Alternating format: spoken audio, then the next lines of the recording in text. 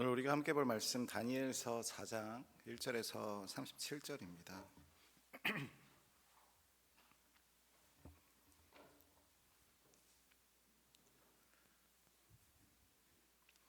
다니엘서 4장 1절에서 37절인데 너무 길어서 34절부터 37절만 교독해서 읽도록 하겠습니다.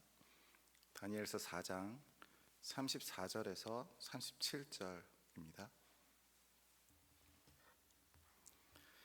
그 기한이 참에 나 느부갓네살이 하늘을 우러러 보았더니 내 총명이 다시 내게로 돌아온지라. 이에 내가 지극히 높으신 이에게 감사하며 영생하시는 이를 찬양하고 경배하였나니 그 권세는 영원한 권세요 그 나라는 대대에 이르리로다.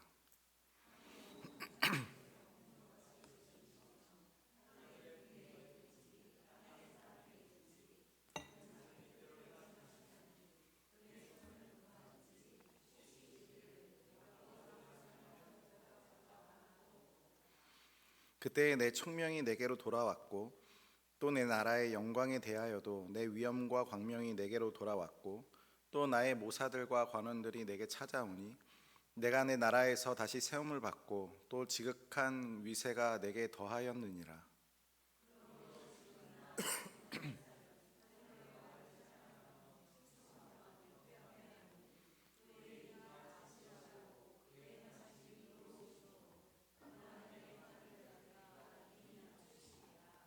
아멘. 사람은 누구나 마음속에 자신의 왕좌를 차지하며 살아갑니다. 다시 말해 사람은 누구나 자기 삶의 주인이 되고 싶어 합니다. 저에게 두 딸이 있는데 둘째 딸은 이제 막 태어난 지 521일이 되었습니다. 이제 요즘에 자아가 생겨서 자기가 하고 싶어 하는 일이 너무나 많아져서 신발을 신겨주려고 하면 자기가 신겠다라고 하면서 단호하게 거꾸로 신습니다. 네. 그리고 기저귀를 입혀주겠다 하면 단호하게 자기가 입겠다라고 하면서 뒤집어 입습니다. 이제 자기가 뭔가를 이제 하고 싶어 하는 때인가 봅니다. 자기가 결정하고 자기가 선택하고 자기가 무엇이든지 해내겠다라고 하는 것 같습니다. 이렇게 500일밖에 되지 않는 저의 딸 아이도 자신의 인생을 자신이 살아가고자 합니다. 우리는 내가 선택하고 내가 결정하고 내가 계획을 세우고 내가 그 계획을 이뤄내면 그만큼 삶에 대한 확신이, 자신감이 커집니다. 우리는 그렇게 살기 위해서 공부하고 일하고 경쟁하고 때로는 사람을 밟고 올라서기도 합니다. 그리고 결국 어느 순간 이렇게 생각하게 됩니다. 내 삶의, 내 인생의 주인은 나다. 그 생각은 단지 개인적인 자기 확신이 아니라 이 세상 전체가 따라가는 철학이 되었습니다. 가끔 광고에서 이런 말을 하죠. 너가 하고 싶은 대로 해. 자기 개발서는 말합니다. 너의 인생은 너가 노력하기에 달렸다. 너의 손에 너의 인생이 달라질 것이다. 학교와 직장은 끊임없이 너 자신을 증명하라고 요구합니다. 그리고 우리는 그렇게 살아가다 보니까 어느 순간 하나님이 다스린다라고 하는 말이 점점 추상적이고 피상적으로 들리기 시작합니다. 하지만 역사는 끊임없이 그러한 믿음이 허약하다는 사실을 증명해 왔습니다. 한때 인류를 제패했던 로마나 몽골이나 대영 제국이나 그런 제국들은 그 절정기에 있을 때는 영원할 것만 같아 보였습니다. 그러나 우리는 그들의 역사를 그냥 단지 역사책에서 볼 뿐이죠. 기술, 군사력, 부와 문화가 모두 최고였던 나라들도 무너질 수밖에 없었습니다. 그 이유가 항상 단순히 나라가 전쟁에서 패배했거나 경제가 무너진 것만은 아니었습니다. 역사를 돌아보면 많은 제국들이 절정기에 스스로를 절대화하고 모든 것을 자기 힘으로 통제할 수 있었다라고 믿었던 순간들이 있었습니다. 바벨론이 그랬고 로마가 그러했습니다. 강력한 군사력과 부와 문화의 번영 속에서 우리는 절대로 무너지지 않는다라고 확신이 생기면 그때부터 서서히 내부가 흔들리기 시작했습니다. 모든 경우가 그렇다라고 단정할 수는 없겠지만 인간의 교만이 쇠퇴의 중요한 요인으로 작용하는 경우가 굉장히 많았습니다. 철학적으로 보아도 만약 인간이 진정한 인생의 주인이라고 한다면 모순이 생기고 맙니다. 왜냐하면 우리는 생명과 시간을 통제하지 못하기 때문이죠. 내일 무슨 일이 일어날지, 나에게 무슨 질병이 올지, 언제 나의 생명이 끝날지 모릅니다. 아무리 지식과 능력을 쌓아도 한 번의 질병으로, 한 번의 재해로, 한 번의 위기로 모든 것이 바뀔 수 있습니다. 이 한계 앞에서 우리는 질문하게 됩니다. 나라와 세상의 역사를 움직이는 것이 돈과 권력과 기술과 군사력이 아니라면, 그리고 황제와 같은 개인의 탁월함도 아니라면, 그렇다면 우리의 삶과 우리의 숨결까지 주관하는 진짜 주관자는 누구일까? 이러한 질문은 단지 종교적인 질문이 아닙니다. 역사와 이성, 그리고 우리가 살아가는 경험 자체가 이 질문을 우리에게 강제로 던지게 합니다. 믿는 사람이든 믿지 않는 사람이든 결국 모든 사람은 이 문제 앞에 서야 합니다. 오늘날 우리가 이 질문을 피해갈 수 없는 이유는 우리가 사는 세상 역시 과거의 제국과 다를 바 없이 힘과 성취를 자기 것으로 절대화하는 길을 걷고 있기 때문입니다. 오늘 우리가 살펴볼 다니엘서 4장은 누가 과연 진짜 주관자인가? 라고 하는 이 질문에 답을 주는데 매우 독특한 방식으로 이야기를 합니다. 왜냐하면 다니엘서 4장의 상당 부분이 당시 세계 최강국의 황제 느부갓네살 왕의 자기 고백으로 이루어져 있기 때문입니다. 특히 4절부터 18절까지는 마치 왕이 자기 이야기를 독백하듯이 들려줍니다. 단순히 누군가가 왕에게 이러한 일이 일어났다라고 진술하는 것이 아니라 왕 자신이 직접 내게 이런 일이 있었다라고 서술합니다.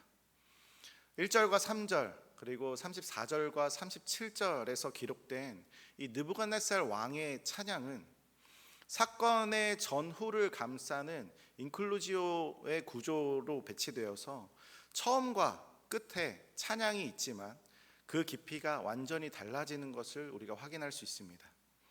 이러한 본문이 이러한 형식으로 구성되어 있는 것에는 분명한 의도가 있습니다. 그래서 오늘 설교는 본문이 기록된 의도에 맞춰서 진행하려고 합니다. 1절부터 마지막 절까지 왕의 입에서 나오는 말과 그가 겪은 사건의 흐름을 따라서 처음에 무엇을 생각했고 어떠한 일을 겪었고 또 그 경험이 어떻게 느부갓네살 왕의 결론에 이르게 했는지 한번 살펴보겠습니다.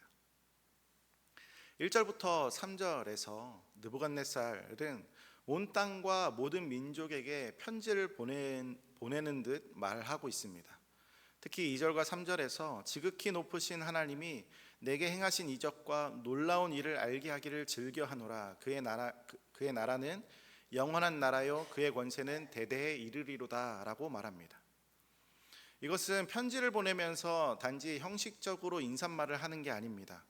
당시 세계 최강의 황제가 자신의 입으로 하나님이 영원히 다스린다라고 공적으로 인정하는 선언입니다. 표면적으로만 보면 이것은 완전히 신앙 고백과 같죠. 3장에서 풀무불 속에서 임하신 하나님을 목격한 이후에 목격한 후에 이어진 믿음의 고백처럼 보입니다. 그런데 이 고백이 곧 벌어질 사건 속에서 어떻게 시험받고 어떻게 깊어지는가를 아는 것이 오늘 본문의 핵심입니다. 4절로 넘어가서 4절에서는 이렇게 말합니다. 나 느부갓네살이 내 집에 편히 있으며 내 궁에서 평강할 때에. 성경은 굳이 이 장면을 넣습니다. 편히 있다, 평강하다. 그 말 속에는 지금 제국의 황금기가 그대로 담겨 있는 말입니다.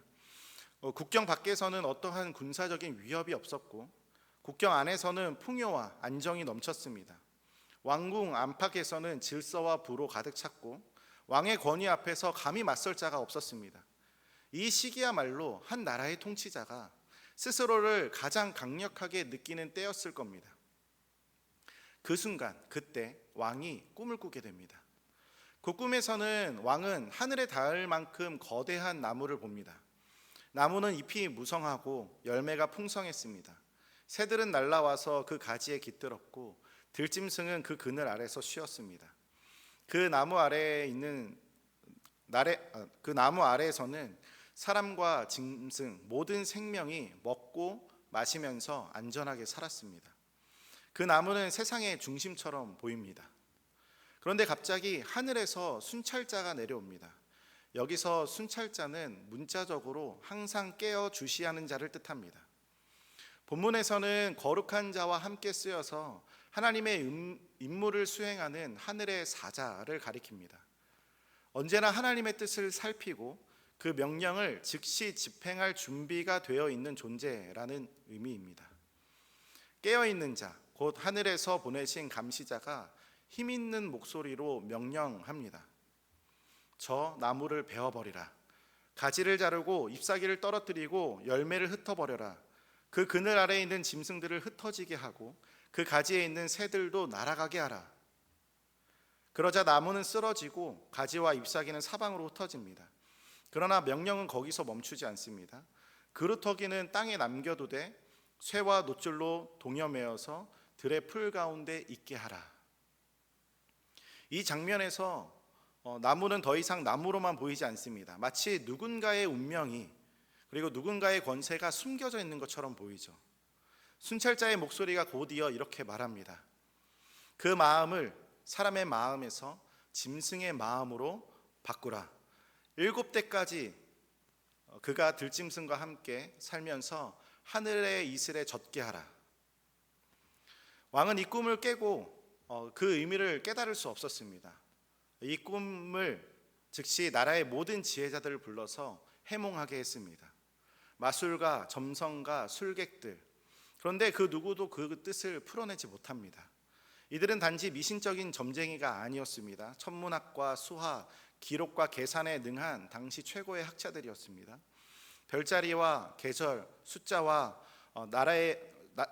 통계로 나라의 기흉을 해석하려고 했지만 이번만큼은 그들의 지식으로 해석할 수가 없었습니다. 마침내 다니엘이 왕 앞에 나아옵니다. 왕은 다니엘에게 꿈의 내용을 처음부터 끝까지 이야기합니다. 하늘에 닿는 나무, 온 세상을 덮는 그늘, 하늘에서 내려온 순찰자의 명령, 그리고 쇠사슬에 묶인 그루터기와 짐승의 마음을 받은 사람까지 왕은 그 장면을 세세하게 묘사하면서 설명합니다. 왕의 이야기를 들은 다니엘은 왕 앞에서 대답하기를 잠시 머뭇거립니다. 마치 그 꿈이 무엇을 뜻하고 있는지 아는 기색이지만 그것을 말하기에는 어려워하는 모습입니다. 쉽게 말할 수 없는 듯한 표정을 지었고 다니엘은 한동안 말이 없었습니다. 19절에서 성경은 그가 놀라며 한동안 당황했다라고 기록하고 있습니다. 다니엘은 이미 이 꿈이 무엇을 의미하는지 알고 있었습니다. 그러나 그 뜻이 왕에게 전달될 때에 그것이 얼마나 무겁고 쓰라릴 줄 알았기에 선뜻 입을 열지 못했습니다. 왕이 다니엘을 안심시키듯 말합니다. 이 꿈과 그 해석이 너를 번민하게 하지 말라. 마침내 다니엘이 조심스럽게 입을 열기 시작합니다. 다니엘은 먼저 바람처럼 지나가는 듯한 소리로 이 꿈이 왕의 대적자들에게 해당되었으면 좋겠다라고 말합니다. 왕이시여, 그 나무는 바로 왕이십니다. 다니엘은 꿈속의 나무가 가진 번영과 영향력을 왕의 현재 모습과 연결시킵니다. 왕의 권세는 크고 그 위엄은 하늘에 닿았고 그의 영향력은 땅끝까지 미쳤습니다. 그러나 순찰자의 명령이 말하듯 왕은 사람의 마음을 잃어버리고 짐승의 마음을 받아 들짐승과 함께 살게 되실 겁니다. 그리고 이것은 7대가 지나고 나서야 끝나게 될 겁니다. 그리고 다니엘은 한 가지 중요한 사실을 덧붙입니다. 나무의 그루터기가 땅에 남겨졌다는 것은 왕의 나라가 완전히 사라지지는 않고 정해진 시간이 지나면 다시 왕에게 돌아올 것이라는 뜻입니다. 그러나 그 회복에는 조건이 있습니다. 왕이 하늘이 다스린다는 것을 인정해야 합니다. 다니엘은 단순히 해석만 한 것이 아니라 왕을 향해 마음 다한 조언을 이어갑니다. 왕이시여 제 충고를 들으소서. 죄를 버리고 의를 행하시면서 가난한 자를 긍휼히 여기십시오. 그리하시며 왕의 평안이 길게 이어질 수 있습니다. 다니엘은 왕이 단지 다가올 일을 아는 것으로만은 충분하지 않는다라고 말합니다. 필요한 것은 돌이킴이었습니다. 경고가 주어진 이유는 심판을 피할 길이 아직 열려있기 때문이죠. 왕 앞에 정적이 흐르기 시작합니다. 다니엘은 이야기하기를 멈췄지만 그의 말의 울림은 궁전 안에 오래 남아 있었습니다. 이제 남은 것은 왕이 이 경고를 어떻게 받아들이느냐입니다. 그리고 여기서 카메라의 시점은 바뀌죠. 다니엘의 해석과 권면이 있은 지 12달이 지납니다. 그동안 아무 일도 일어나지 않았습니다. 바벨론의 궁정은 여전히 빛이 났고 왕의 권세는 조금도 줄어든 것 같지 않았습니다. 혹시 다니엘의 말이 과장이었을까? 혹은 그런 일은 벌어지지 않을 수도 있지 않을까? 왕의 마음에 이러한 생각이 싹트기에 충분한 시간입니다. 그래도 12달이면 참 많이 참았죠. 어느 날 느부갓네살 왕은 바벨론 왕궁 옥상 위를 거닐고 있었습니다. 아래로 펼쳐진 성읍은 장엄해 보였습니다. 끝없이 이어지는 성벽, 웅장한 신전, 공중정원이라 불리는 화려한 건축물들, 그리고 강을 따라 번성하는 도시의 풍경이 이 모든 것이 왕의 시선을 사로잡았습니다. 그 순간 왕의 입에서 이러한 말이 흘러나옵니다. 30절입니다. 30절 같이 한번 읽어보겠습니다. 시작. 나 왕이 말하여 이르되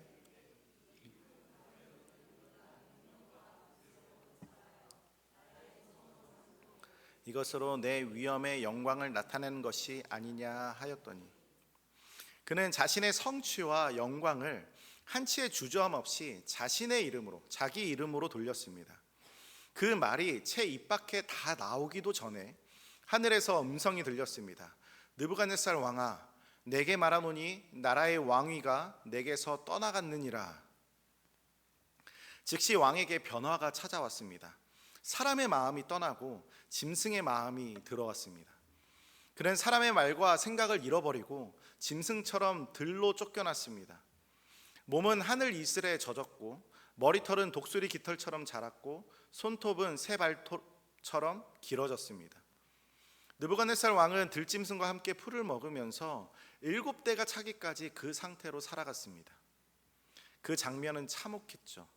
한때 온 세상을 다스리던 제국의 황제가 아무 힘도 권세도 없는 짐승과 같은 모습으로 들판 한 구석에서 풀을 뜯고 있었습니다. 인간의 지혜와 권력으로는 상상할 수 없는 몰락이 단 한순간에 일어났습니다. 그리고 7대가 다 지나갔을 무렵에 느부갓네살 왕은 하늘을 우러러보기 시작했습니다. 그 순간에 잃었던 이성이 돌아옵니다. 눈앞에 풀 대신 하늘을 바라봅니다. 그 시선은 단순히 공간을 향한 것이 아니라, 하늘을 쳐다봤다는 것이 아니라 하늘의 주권자를 인정하는 한 방향으로 향한 시선이었습니다. 왕은 곧 하나님을 찬양하면서 이렇게 고백합니다. 34절과 35절입니다. 같이 읽겠습니다. 시작. 그 기한이 참에 나 느부갓네살이 하늘을 우러러 보았더니 내 총명이 다시 내게로 돌아온지라. 이에 내가 지극히 높으신 이에게 감사하며 영생하신 이를 찬양하고 경배하였나니, 그 권세는 영원한 권세요 그 나라는 대대의 땅의 모든 사람들을 없는 것 같이 여기시며 하늘의 군대에게든지 땅의 사람에게든지 그는 자기 뜻대로 행하시나니, 그의 손을 금하든지 혹시 이르기를 내가 무엇을 하느냐고 할 자가 아무도 없도다. 이 고백은 앞서 살펴봤던 1절부터 3절의 고백과는 다른 이야기입니다. 이 고백에는 뼈아픈 경험이 담겨 있습니다.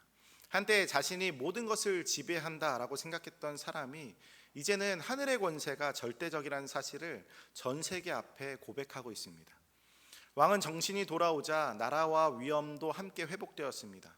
더 놀라운 것은 이전보다 더 큰 권세와 영광을 얻게 되었다는 점입니다. 그런데 이번에는 그 영광을 자신의 이름이 아니라 하나님께 돌립니다. 그리고 마지막 절에서 느부갓네살은 이렇게 마무리하고 있습니다. 37절입니다. 같이 읽습니다. 그러므로 지금 나 느부갓네살은 하늘의 왕을 찬양하며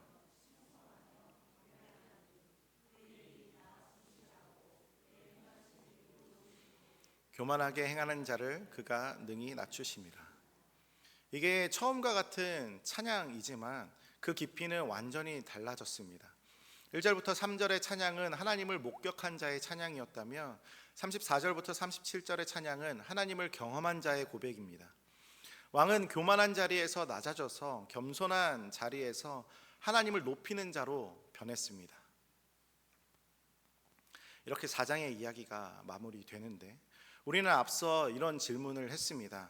나라와 세상의 역사를 움직이는 것이 돈과 권력, 기술과 군사력이 아니라면, 그리고 황제와 같은 개인의 탁월함조차도 아니라면 우리의 삶과 숨결까지 주관하는 진짜 주권자는 누구인가? 다니엘서 4장은 이 질문에 대해서 한치의 모호함도 없이 대답하고 있습니다. 하늘이 다스린다. 하나님이 주권자이시다. 바벨론 포로로 끌려간 이스라엘 백성에게 느부갓네살은 절대 권력의 상징이었습니다. 그의 말 한마디면 도시가 사라지고 그의 결정 하나면 민족이 무너질 수 있었습니다. 그러나 오늘 본문은 그 절대 권력자가 하루아침에 짐승과 같은 모습으로 변하는 것을 보여줍니다. 세상 권세가 아무리 커도 하나님의 손에서 벗어날 수 없다는 사실을 생생하게 증언하고 있습니다. 다니엘서의 첫 독자였던 포로된 이스라엘 민족은 이 이야기를 들을 때 가슴 깊이 이 말씀을 새겼을 것 같습니다. 바벨론 왕조차 하나님의 뜻 안에 있다면, 그리고 그 하나님의 뜻 앞에서 무너진다면 지금 우리가 겪는 현실의 그 어떠한 억압도 하나님의 손에서 벗어나는 것은 없다. 모든 것은 하나님의 손 안에 있다. 절망 속에서도 하나님이 역사의 주권자라는 확신을 품게 되었을 겁니다. 놀라운 것은 하나님이 느부갓네살을 단순히 무너뜨리시는 것이 아니라 회복시키셨다는 점입니다. 낮추신 뒤에 다시 세우시는 하나님, 이것이 심판이 끝이 아님을 보여줍니다. 하나님의 주권은 무너뜨리기만 하는 것이 아니라 회복하는 권세이시기도 합니다. 오늘날 우리의 세상도 고대 바벨론과 크게 다르지 않아 보입니다. 돈과 권력, 기술, 군사력, 그리고 뛰어난 개인의 리더십이 세상을 움직이는 것처럼 보입니다. 그러나 역사는 여전히 증언하고 있습니다. 제국도 시스템도 인물도 영원하지 않다라는 걸. 오직 하나님의 나라만이 영원하고 그 나라는 무너지지 않는다라고 말합니다. 하나님은 단순히 하늘 높은 곳에서 세상을 통치하실 뿐만 아니라 예수 그리스도를 이 땅에 보내셔서 이 땅 위에 오셨습니다. 그분은 만왕의 왕이셨지만 우리를 구원하시기 위해 스스로 낮아지셔서 종의 모습으로 이 땅에 오셨습니다. 느부갓네살은 교만 때문에 강제로 낮아졌지만 예수님은 사랑 때문에 자발적으로 낮아지셨습니다. 그리고 하나님은 그런 예수 그리스도를 지극히 높이셨습니다. 빌립보서 2장은 모든 무릎이 예수의 이름에 꿇게 하셨다라고 선언합니다. 예수님이 지금도 모든 나라와 역사의 주권자이심을 선포하는 말씀입니다. 복음은 우리에게 세상과 전혀 다른 자유를 줍니다. 그 자유는 단순히 제약에서 벗어나는 것이 아니라 존재의 이유를 증명하려고 하는 끝없는 그런 부담감에서 해방되는 자유를 뜻합니다. 세상은 끊임없이 너가 더 높아져야 한다, 너가 더 많이 가져야 한다, 더 인정받아야 한다라고 말합니다. 그래서 우리는 직장에서, 학교에서, 관계 속에서 끊임없이 경쟁하면서 스스로를 입증하려고 애씁니다. 그러나 복음은 전혀 다른 선언을 들려줍니다. 너는 이미 하나님의 사랑과 인정을 받았다. 그리스도 안에서 너는 이미 높임을 받았다. 이러한 확신이 우리 안에 자리 잡을 때 우리는 세상의 인정과 자리를 붙잡기 위해 몸부림치지 않아도 됩니다. 주권자이신 예수님이 이미 우리를 붙들고 계시기 때문입니다. 나의 가치는 내가 이루어낸 성취나 사람의 평가에서 나오지 않고 하나님의 자녀로 부르신 그분의 선언에서 나옵니다. 이 은혜 안에서 우리는 기꺼이 낮아질 수 있습니다. 낮아짐이 손해나 실패가 아니라 이미 안전하게 높임을 받은 자의 선택이 되기 때문입니다. 세상의 시선은 성공의 자리를 놓치면 불안해하지만 복음 안에 있는 사람은 그 자리에 내려와도 흔들리지 않습니다. 우리는 이미 하나님의 나라에서 영원한 자리를 약속받은 자이기 때문에 지금 이 땅에서 손해보는 것처럼 보여도 우리는 기꺼이 담대할 수 있습니다. 주권자가 예수님이라는 것은 단순히 교리적인 사실로 끝나는 것이 아닙니다. 그것은 우리의 오늘을 바꾸는 능력입니다. 경제적인 불안, 정치적인 혼란, 개인적인 위기 속에서도 그분의 다스림이 무너지지 않음을 믿는 사람은 절망 대신 소망을 선택할 수 있습니다. 이 메시지는 고난 속에서 신음하던 첫 독자들인 이스라엘에게 위로가 되었듯이 오늘 우리에게도 동일한 위로가 됩니다. 겉으로는 세상이 마음대로 굴러가는 것처럼 보여도 모든 것은 하나님의 손안에 있습니다. 그분은 원하시는 자에게 나라를 주시고 원하시는 때에 낮추시고 그리고 다시 세우십니다. 그러므로 우리가 할 일은 느부갓네살이 하늘을 우러러본 것처럼 하나님의 주권을 인정하는 시선의 전환입니다. 그동안 땅만 바라보며 살았던 이 땅을 바라보며 내 힘과 내 성취, 내 계획과 내 노력만 붙들었던 시선을 거두고 우리는 하늘을 바라보아야 합니다. 하늘이 다스린다라고 하는 고백은 내가 나의 인생의 모든 것을 통제해야 한다는 무거운 짐을 내려놓게 하는 해방의 선언입니다. 내가 붙잡고 있던 통제권을 하나님께 맡기는 순간 우리는 오히려 가장 안전한 곳에 서게 됩니다. 그 시선의 전환이 우리의 회복의 시작입니다. 하나님이 다스릴 때 우리의 무너진 자리는 치유됩니다. 아물지 않던 상처가 하나님의 손길 안에서 회복되고 나를 높이려는 교만은 무너지고 그 빈자리는 하나님이 주시는 참된 영광으로 채워질 겁니다. 그 영광은 세상이 주는 박수나 성공과 비교할 수 없습니다. 흔들리지 않는, 잃어버릴 수 없는 영원한 영광입니다. 이것이 역사를 다스리시는 하나님의 방식입니다. 하나님은 스스로 높아진 자를 낮추시고 낮아진 자를 높이십니다. 그분의 주권은 단지 전능함만이 아니라 그 전능함을 사랑과 선함으로 사용하시는 주권입니다. 그분이 세우시면 아무도 무너뜨릴 수 없습니다. 그분이 다스리시면 어떠한 상황 속에서도 소망이 있습니다. 고난이 있어도 실패가 있어도 그분의 손 안에서 모든 것이 합력하여 선이 됩니다. 그러므로 사랑하는 성문교회 여러분, 오늘 이 시간 우리의 마음의 왕좌를 내려놓길 소망합니다. 내가 주인인 자리에 예수 그리스도를 영접하길 소망합니다. 나라와 세상의 역사를 움직이시는 주권자가 지금 우리의 모든 숨결과 우리의 모든 걸음을 붙들고 계십니다. 우리가 그분 앞에 모든 것을 내어드릴 때, 그분께 모든 것을 맡길 때 우리는 비로소 평안할 수 있습니다. 그분이 우리의 인생의 문을 여시면 닫을 자가 없고 닫으시면 열 자가 없습니다. 그분의 통치 아래 사는 것이야말로 우리에게 가장 안전하고 가장 복된 길입니다. 하늘이 다스린다라고 하는 이 확신 속에서 살아가는 저와 여러분들 되길 소망합니다. 세상이 변해도 상황이 흔들려도 그분의 통치는 변하지 않습니다. 그리고 그분이 다스리는 나라에 속한 우리는 이미 승리한 백성입니다. 이 믿음 안에서 오늘도 담대하게 걸어가기를 간절히 소망합니다. 함께 찬양하겠습니다.